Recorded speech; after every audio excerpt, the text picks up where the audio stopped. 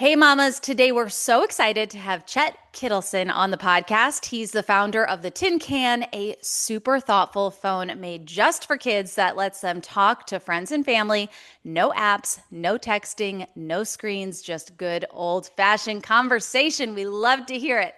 As parents, we all know the tricky balance between wanting our kids to stay connected and wanting to protect them from the chaos of the digital world. And the Tin Can is Chet's creative answer to that, a way to give kids independence and connection without all the overwhelm. So, Chet is doing the hard work to give parents a little more peace of mind, and it is absolutely our pleasure to welcome Chet to the podcast. Yeah, That was such a Chet. good, crisp intro. Thank you so much. Yeah. I'm so happy to be here. Listen, we're so glad to have you. We feel honored. And I got to say, the only other men who have been on this podcast are our husbands.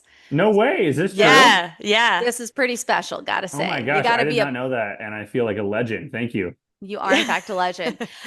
So, Chet, just tell us a little bit about how the Tin Can came to life. Was there a moment with your own kids or your family that kind of sparked the idea? Yeah, totally. So I have three kids. I have a daughter, Emma, who's 10, and then I have Thatcher is 8, and Sam turns 4 tomorrow, or sorry, 5 tomorrow. He's 4, but turns 5 tomorrow.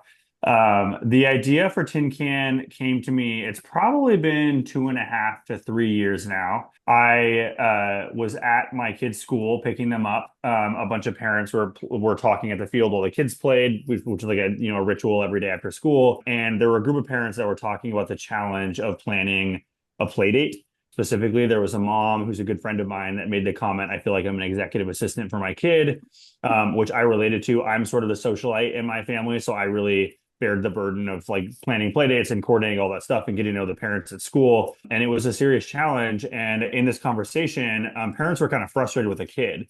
It was sort of like they don't take any autonomy. They're not independent. We were different. And I had this epiphany, which I'd never had before. And I said, when we were kids, our first social network was the landline. And our kids don't have that. Well, what would they do? And I think all of us felt sandwiched by this problem of, on one end, we're all becoming very aware of the risks of giving your kid at an early age a smartphone.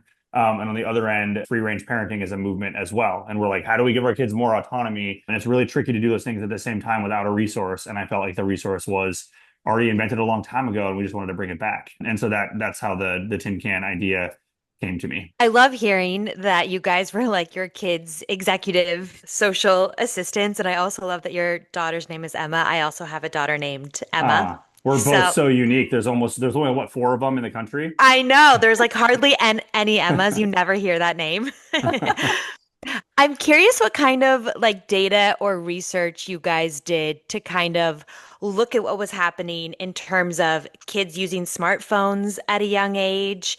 And did anything like shock you or surprise you or also go into like how you were going to design the safety features of this phone? So I think that like my founders and I superpower, my co-founder and I superpower here is we're building a product for ourselves and for our kids. We each have kids right in the right age range. And Hmm. so we really started from a place of prototyping and giving them to our kids and their friends just to get a sense for how the parents reacted, what the kids' response was. We wanted to make sure it wasn't like a novelty effect where it was a toy for a week and then, disappeared in the Right. closet. And so it started with like we had a bunch of hardware sprawled out on my kitchen table, my co-founders Max and Graham and I.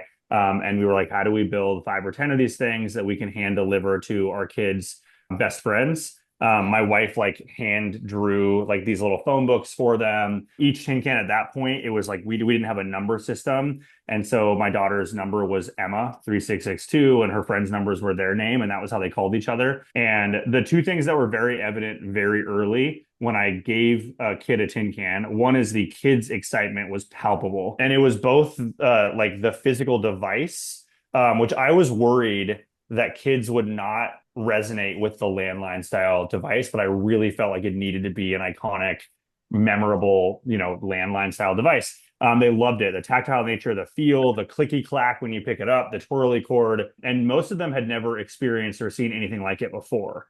And so while it's old to us, it was totally new to them. But then more importantly, I think what it did for them, I never thought about a landline like this when I was a kid, but I think the way the kids feel is I now have a portal into my best friend's kitchen or my grandma's bedroom. And it felt like it was this sort of anti-isolation device. in a way that I don't know that I felt that way about the landline when I was a kid, but it was so we were so accustomed to having it and everybody had it. And the result of that was like my kids probably have 3 times the number of play dates than they had before. If you have a pod of kids that all live, especially like the closer they live, where they can sort of autonomously make those decisions, it's insane how much it changes a neighborhood. So it was that. And then on the parent side, like it was this emotional response. There was this one mom, I think her name was Allison. It was Allison.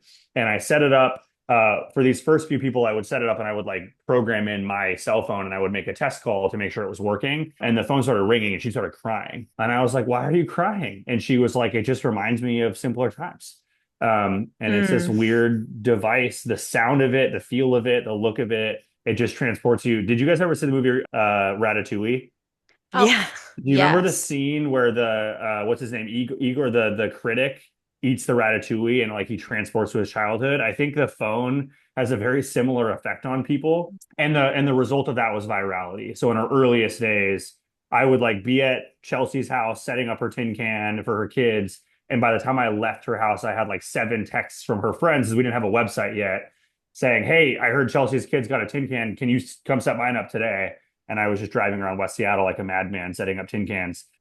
So yeah, I would say our research was really more focused on we have a thesis, we think this could be special, let's see. Yeah. And it didn't take long for it to feel like the answer was we've got something interesting here. Are you a tech guy? Like you mentioned having all the different pieces sprawled out all over your table. And, my husband, he works with engineers. So I'm just curious from a startup standpoint if that was your background. I wish that I could say yes, but if my co-founder Graham were here, he would start laughing right now, even having you ask me that question. I've always been on the business side. I've been in Okay. tech my whole career. I was at Redfin for about 7.5 years as a general manager, overseeing some business units for them. And so I've like managed engineering and product. But no, Graham, my co-founder, who has 2 kids, and he's actually a camp. Like we met at summer camp together when we were kids, and we ended up like working there for years. And he's the guy that knows how to do sort of everything. He's just very Okay. yeah, and he's our technical co-founder. Okay. So sounds like the dream team. You kind of read my mind when you were saying this nostalgia thing. I just want to applaud you because the overall packaging of it is so perfect because parents our age, like I literally had a tin can phone to my neighbor's house. When I saw this on, I think it came up on my Instagram, I immediately sent it to my childhood neighbor and was like, look at this. Like, we Yeah. have to get this because the nostalgia is so real. I think of like, what was it? Three Ninjas, like Rocky loves Emily. Do you guys remember Emily, that? Rocky. Oh, yeah, I totally remember that. Exactly. Like that Yeah. nostalgia. It's just the whole thing is just so great. But I think we even kind of jumped ahead a little bit for anyone who isn't really familiar with your product in like mom terms. What does a day actually look like with the tin can in your family? Because you have all these great features. Yeah, so that's a good point. Let me back up and just tell people tactically what a tin can is. And so if you get a tin can, it's an old school looking analog phone device that connects to your home internet, so you don't need a phone jack, and it pairs with a parent companion app, which is available on iOS or Android. And that app allows you to do a bunch of stuff. The most important things, in my opinion, are it is a completely closed network. And so every tin can owner basically builds their kid's tin can sphere. So my kids can call my wife and I on our cell phones. They can call my mom. They can call my wife's parents. They can call their older cousin who's 17 and has a cell phone. And then they can call all their tin can buddies that we list as approved in the parent companion app. Anybody else that they call, they actually hear my voice, which is global right now. I'm the voice of Tin Can. I don't know how long that will last because I'm using like a crappy mic and I am not a voice narrator, but it's just something to the effect of, hey, you're trying to reach a member of the Tin Can network, you don't have permission to call. And so it is, a lot of companies will say we do a lot of work to prevent spam calls. And it's this game of cat and mouse where they're trying to predict whether or not a call is spam. In our case, it is not a part of the telephone network. It is a private line. And then if you have a specific number, we're then basically like manually saying, yes, this number can get through on this line. So that's one. Two is, yeah, we have what we call shh time or quiet hours. It can be toggled like the iPhone's do not disturb mode, where if you're about to sound for dinner or your kid's in trouble, you can literally click do not disturb on, set it for an hour. And if anyone calls in or your kid tries to call out during that time, they would hear my voice with a voice recording appropriate to that message. And then there's also a schedule. You can have it always online. You can have it online for set hours, 7 days a week. So every day from 8 a.m. to 8 p.m. Or you can have a flexible schedule where every day you like if you're, Fridays, they can talk till 10 p.m., but on Mondays they're done by 7. You can set it that way. And I think those are the core. You can view call logs. There's a few other things, but that's like the core functionality. And the goal of the app, by the way, is not for a parent to use it. It's the goal is for it to be something you set up once. When your kid gets a new friend that gets a tin can, you go in there and add them. Or if you forgot that you didn't add grandpa. But our perfect world is that you're in there a handful of times. It's not supposed to be an app that you're like hooked on. So I just want to clarify, if your kid has a tin can and they want to call grandma or grandpa, the grandma or grandpa, they do not need a tin can to get through, Correct. which I think is like so cool. Yeah. Yeah, that's right. Yeah, so we have, and I should clarify too, we have two plans. One of them we call the can to can plan. That is completely free. There's no subscription required. And that is just the ability to talk to other tin cans. And so for that one, you could get grandma, and some people have done this. You could get grandma a tin can, and now they had talked through their tin can, or you just wouldn't be able to call grandma from the tin can. And that one, we view that as like it's a walkie-talkie from one Right. room to another, but you don't have to deal with batteries and it's always on and rings. Whereas if you try to do the walkie-talkies with your kids, it's impossible. I tried. And then we have what we call the party line plan, which is $10 a month or $100 a year. And that is the one where you get a full local 10-digit number that you select as a part of onboarding. And you can now add as many sort of cell phones or landline phone numbers as you want as a part of that approved network. Gosh, Okay. that's so smart. It is. I'm curious how you, as a dad to three, handle screen time and technology at home. Like, what are your rules? This has evolved so much since I started this business. I think Lindsay and I, my wife, were always moderate. Our kids were never like they've never owned a tablet.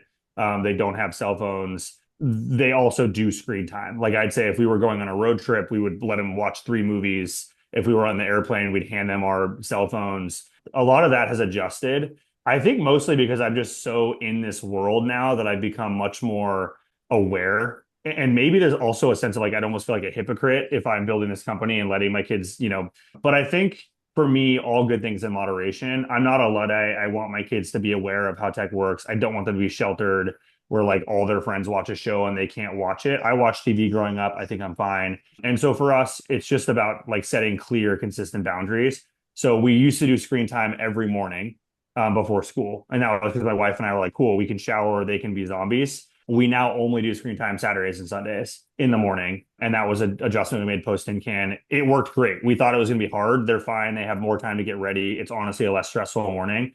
Most parents, I think, would agree that when your kids watch the screen for a half hour, an hour, they're usually kind of grumpy afterwards. Mhm. Mm, And so for us, I think having a tight morning before they go to school, it's actually very helpful to not have it. But before we thought it was fine. And then maybe the biggest adjustment is when we're on road trips, I try very hard to either do no screen or limit it to one movie. And the message that I would send to any parent, but that I also send to my kids is you want to teach your kid how to be bored. And it might be yeah. hard up front, but at some point they're going to be good at it just like we were, not because our parents were good, but because there was no other option. There wasn't a thing to put in the car. And my kids adjusted very quickly. We go to Spokane. It's like a five hour drive from Seattle where my wife's parents live. And they were conditioned to 3 movies per road trip for years. Now we do zero or maybe one, and it's fine. They read books, they look out the window, we play the license plate game. It just takes a little bit of patience up front because we've like got them addicted to something. We have to basically break that habit. Mhm. Yeah. You really are bringing us back to our childhood. I remember road trips. We would play like the I Spy game. Oh yeah, we play a lot of I Spy for Oh sure. yeah. And I Yeah. definitely had the clear phone, where you could see the Yep. wires Yep. inside, and this Yep. is reminiscent of that. And I'm loving so much kind of how you're taking us back to simpler times Yeah. that I miss so much, especially as a mom. I'm like, oh my gosh, I don't want them to have all this technology, and I don't want them, we don't do screens, we don't do iPads. I will not buy an iPad, but we do miss Rachel in the afternoons when mom needs to make dinner. So Totally. I'm Yeah. really appreciating what you're what you're selling right here. I Mhm. always, yeah, and I always want like I'm still getting used to the idea that I'm an authority on things like how to handle screen time for your kids. Like being asked that question is, new over the last year for me. I think my message to parents is like, don't feel judged, do what is right. And if you have opportunities to, teach your kids to be bored, challenge yourself a little bit, it's a good thing. And Yeah. every kid is different. In my experience, my kids have responded shockingly well. Like I was very nervous on the first road trip where I was like, guys, no screens. And they were pissed off for a few minutes. And then it's what it is. And if you're firm, and I was like, no, we're literally, I didn't even bring a movie in the car. There's no option. It's like, well, what are we going to do after 10 minutes of being annoyed? I'm going to do something else because I've got a 5 hour car trip. So anyway, everyone's got to figure out their path. I'm curious. So right now, like very much in my neighborhood, the conversation is like we want to get smartphones out of kids' hands. There's like full on movements happening at school. In fact, my next door neighbor who I was telling you about with the tin can is one of the people who's really kind of leading the charge and wanting everyone to get landline phones. So she was one of the first families to do it, and that's why I sent her your product. I was like, this is made for you. Do you feel like, and are you getting the feedback from parents that this is kind of pushing back that ask from kids a little bit longer to get on social media and pushing back a little bit to get cell phones because they have this way to communicate with their friends that isn't a smartphone? Yeah, I mean, 1,000%, like undeniably true statement. I think we just got a review a couple of days ago from a parent. We've had a bunch of them, but I'm just remembering from a couple of days ago a parent who said her kid made the comment, "I don't need a cell phone anymore," and that kid was like pressuring the parent in this review to get a cell phone. I've experienced that with my oldest, who's 10. Even if one of her friends gets a cell phone, it's no longer this break where we're like, well, shoot, now what do we do? Because I'm just like, hey, just get her cell phone number and I'll put it into the app and you guys can still call each other. Mhm. And I'm fine with that. Parents have to make their decisions. I think Tin Can was designed, like me and my co-founders designed it with the idea that this should be an alternative for a kid who's at cell phone age but doesn't necessarily need a cell phone yet, which from in my opinion is much later than the average age in the US. I think I align with Jonathan Haidt on Mhm. on that. And so for like a 5 or 6 or 7 year old, which we have plenty of on the Tin Can Network, it's awesome because they wouldn't even have considered getting them a cell phone yet, and now they have a really important way to connect with their family, and that's amazing. But for like the 11 or 12 or 13-year-old, if you talk to parents about why they get a cell phone, it's almost always, I don't want them to be isolated. I want them to connect with their friends. You can do that Mhm. with a tin can. Yeah. And then there are other ways if you really need to track their location. There are other simple ways to do that that are not about connection. They're about location tracking, which is a whole other sort of ball of wax that we could talk about at another time. But yeah, my hope is that for me, I won't need to get a cell phone for my kids for years, and that for other parents, they feel empowered and that their kids don't feel the itch. It's like, I don't, when I'm bored, I just call my friend and she calls Yeah. me or he calls me. And you Yeah. mentioned Jonathan. I'm curious if, I mean, he's obviously a leading expert in this field. Have you had a lot of people like him reaching out, wanting to collaborate? Because what you're doing is so innovative and so much cooler than just your normal landline. Yeah, yes, absolutely. I know Jonathan's team very well. His whole team's amazing, by the way. Like just like all the people on his team are the nicest, most mission-driven people, and also not judgmental. Like Mhm. he's authoritative and opinionated, but they're most of them are parents too. I got to meet John at a thing called the Aspen Ideas Festival where I spoke a few months ago. Highlight of my maybe career was like walking up saying, "Hey, my name's Chet. I'm the founder of this company called Tin Can." He's like, "Wait, the landline phone? Oh my gosh, I love that product." I was like, "What? You know about my product?" Oh, And this was damn. like 7 months after we like built those prototypes for my kids, so it blew my mind. But yeah, we get a lot of outreach from I would say from like researchers, clinicians, etc. But then also like people like you guys, like influencers. I think there's like a general and we talked earlier about nostalgia. I think the reason this has been so powerful is actually not the nostalgia, it's the yearning for connection. And the nostalgia is like a nice steroid where they see it and they immediately understand, oh, I remembered my connection was so strong with that thing. But I think why I've decided to commit my life to this is not because I have like the new bell bottom that's sort of cool for a month, but because I think people are yearning for this sense of strong personal, meaningful, deep, voice driven connection. And we found a vehicle that people recognize that we can bring back to help with that. And hopefully, I was talking to someone earlier about this today. When you think about when we had a landline as kids, there was no intentionality around that. It was just where the technology was. Mm. Same with the cell phone. There was no intentionality around. It was like, well, the technology is advanced and we can take it with us. And if we can take it with us, we can give it a camera. But none of that was driven around this idea of like, how do we make sure people can connect in intimate, deep, personal ways with people? And I don't know, I'm excited to think about all the things we can do in a world where tech is sort of unlimited.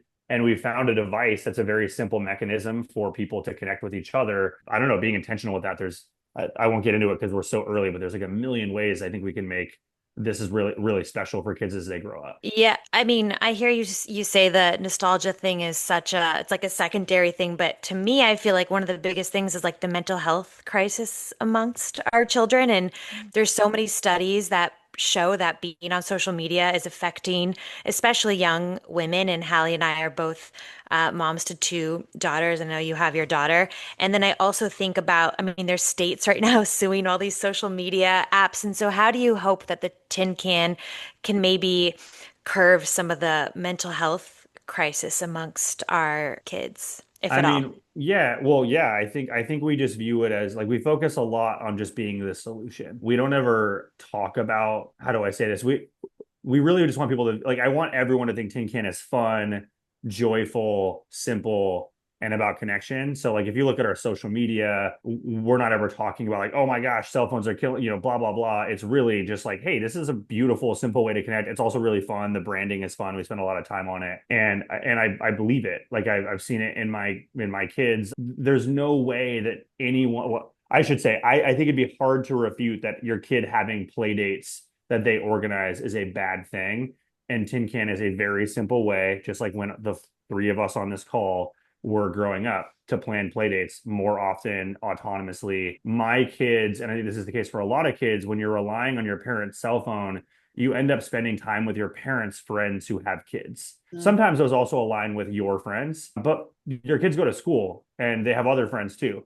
And I've seen my kids be able to sort of branch out to their own people they want to connect with. And that's really powerful for them to be able to decide, I love this person and I want to be able to connect with them. And I don't care that you, dad, aren't connecting with their dad as much. Obviously, I have to think the dad is safe and all that stuff. But like, yeah, so I think it's very much an antidote to some of the road we've gone down that people are, afraid of right now. You've already kind of said that you've seen your kids going out and being in the neighborhood, which, like Katie and I talk about on our podcast so much, how we just hope that isn't a lost art. Like we want our kids to be out getting in good trouble, with their friends. So you've seen that, you've heard from some moms, but what would be the absolute most meaningful review you could get from what you've built?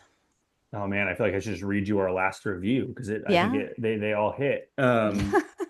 We have a Slack channel. We use Slack, which for those that don't know is like a messaging app that a lot of companies use. And we have a channel called Tin Can Love, and we like post reviews there, and like customer support will post things that people say. And like every few hours there's something in there. And I think for me, the things that really stand out are this idea of agency. Like when a parent identifies, holy cow, my kid is like more independent now. And when a parent can identify that shift, we had a review a few days ago where a mom, I think it's always a mom, honestly. It's like 90% moms. But a mom identified when their kid was setting up their voicemail their first time, their voice was really quiet. And it was like, hey, after the beep, play your name. And they were like, I don't know what their name was, but like Chet. And then play your message. Hey, this is Chet. Leave me a message. And then like over the course of a week, I think she said a week or a couple of days, like a short time frame, she was like very loud in the phone. And for her, it was a signal of like, she found her voice. She knows how to talk. I could get emotional thinking about that. Yeah. Yeah, the idea that we provide kids with a tool that helps them find their voice, and that a parent can identify that, and then it enables them to use their voice in ways, whether it's ordering pizza, which a lot of kids would not be confident to do this generation, or having the courage to call a friend and have a parent on the other line and say, hey, can I talk tomorrow? I want to see if she can come over and play. That's like pretty beautiful. Hard not to Yeah. spend your life on that.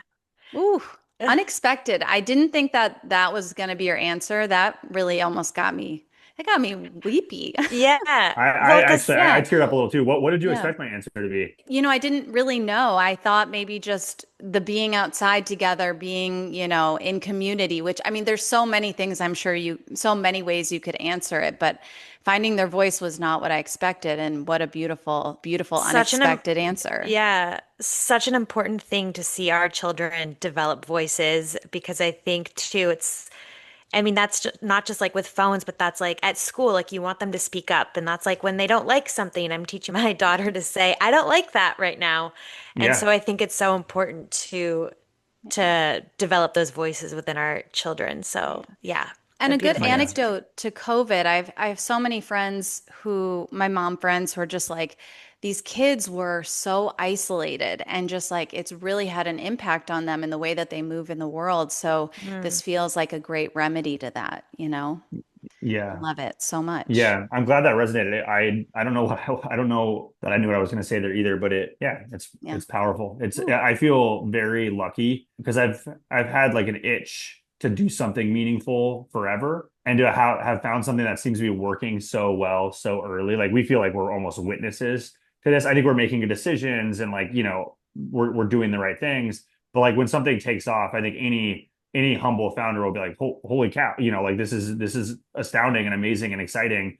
But then for it to be like so joyful and so meaningful and to watch these reviews come in and I talk to moms or dads all the time and to see it like actually changing a life is like it's just yeah, it's kind of overwhelming.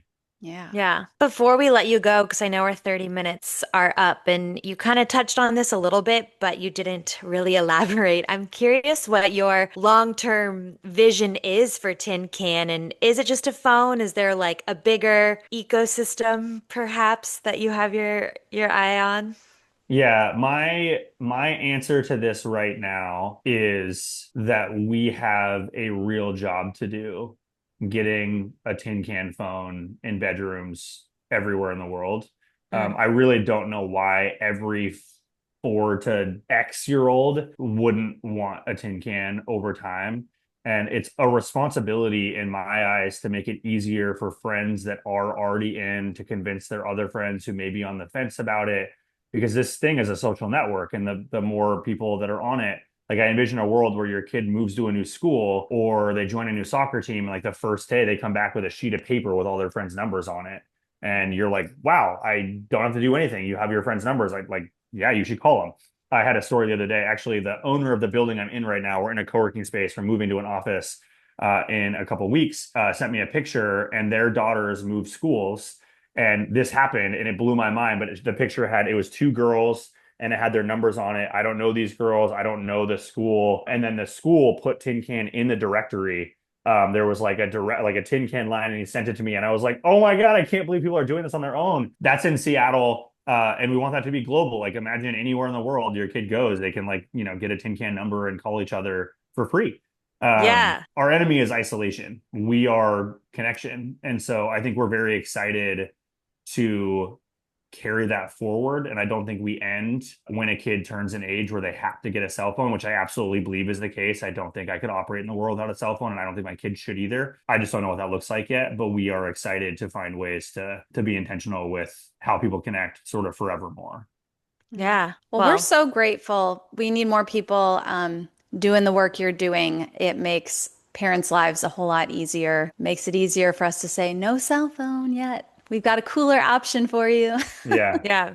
It's been a real pleasure chatting. Thank you so much for your time. Thank you guys for Yeah. having me. This is super. Yeah. And I genuinely am so honored that I'm the first non-husband to be on your podcast. That's amazing. Yes. We're gonna have Listen. to, yeah, we'll tell Andrew and Jason. They'll have to Yeah, listen to this episode now too. I know. Amazing.